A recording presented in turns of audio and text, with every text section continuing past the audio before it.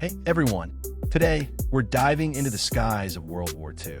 The US built some of the most famous bombers in history. The B-17, B-24, B-25, B-26, and the legendary B-29. Each one has its own story, its own strengths, and even some surprising secrets you might not know. So grab your seat and let's explore these 5 incredible aircraft together.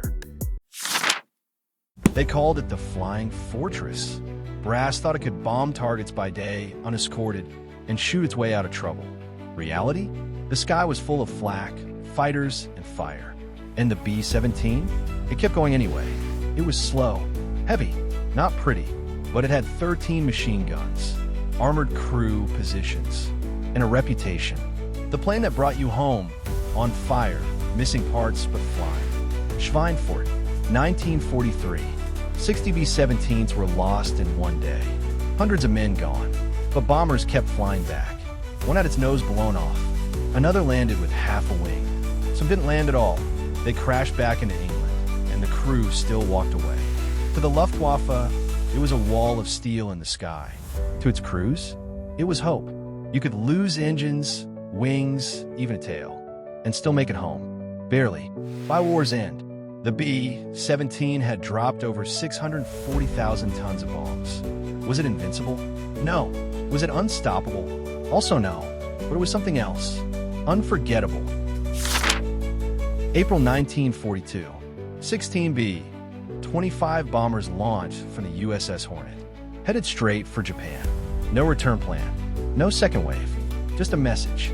America could hit back. The B-25 wasn't high altitude or heavy load, but it fit almost anywhere. Islands, jungles, dirt runways. Easy to fix, easy to fly, and too useful to ignore. In the Pacific, it hunted ships. In Europe, it hit bridges. In Burma, it flew under the radar. The B-25 didn't specialize. It just showed up and did the job. Some B-25s had 8, even 12 machine guns in the nose. They didn't drop bombs. They sprayed lead, strafing airfields, shredding convoys. It was less bomber and more flying sledgehammer. It wasn't replaced. It was just retired. Quietly. No ceremony. Just another mission. And then the work was done. You don't see in movies. No legends. No headlines. But the B-25 flew from the start and never stopped. That's what winning looks like. Early in the war, the B-26 earned a nickname, the Widowmaker. Short wings, fast landings. Young pilots struggled to control it. Training accidents piled up before combat ever began. One a day in Tampa Bay, they said, but the problem wasn't the aircraft. It was pilot training.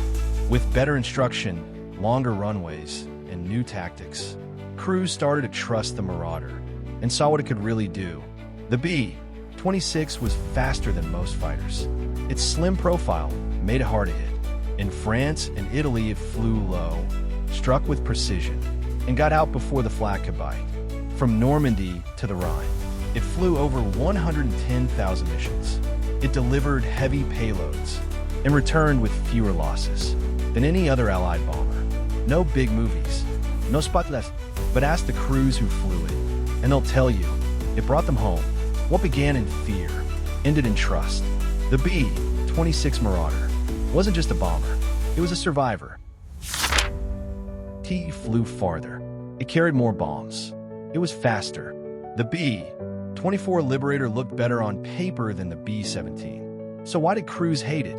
High-mounted wings, thin fuselage, hydraulic leaks, and near impossible landings. It was nicknamed the Flying Boxcar. Pilots said it flew like a brick and landed like a coffin. But this boxcar fought across every theater. Europe, the Pacific, India, Africa. It hunted U-boats, bombed Japan, and in 1943, it flew straight into hell. B-24s flew low-level into Romania's oil fields. Anti-aircraft fire shredded them. 88 planes were lost. 310 men didn't come back. But the fires burned for days. It became one of the most brutal missions in U.S. Air Force history. Over 18,000 B-24s were built, the most of any American bomber. But no Hollywood movies, no public love, just oil leaks, bullet holes, and silent legends. The B-24 wasn't elegant, but it got the job done. Every time. It cost more than the atomic bomb, took longer to develop, and was almost too advanced to use. The B-29 was the most expensive weapon of World War II. But when it finally flew, nothing could reach it. Pressurized cabins, remote-controlled turrets, radar bomb sights, cruising above 30,000 feet. Too high for most fighters, too fast for most flak. The B-29 wasn't just a bomber. It was a flying fortress of the future. Tokyo, Osaka, Kobe, B-29s rained napalm across cities. Low altitude, night raids. Precision was replaced with fire. 100,000 dead in one night. The most destructive air raid in history was done without the atom bomb. August 6, 1945, a single B-29 Enola Gay took off from Tinian Island. 6 hours later, Hiroshima vanished. 3 days after that, Nagasaki. The plane that carried the world's first nuclear strike didn't even take a scratch. The B-29 didn't just end a war. It began a new kind. It was the future in 1945, and a warning ever since.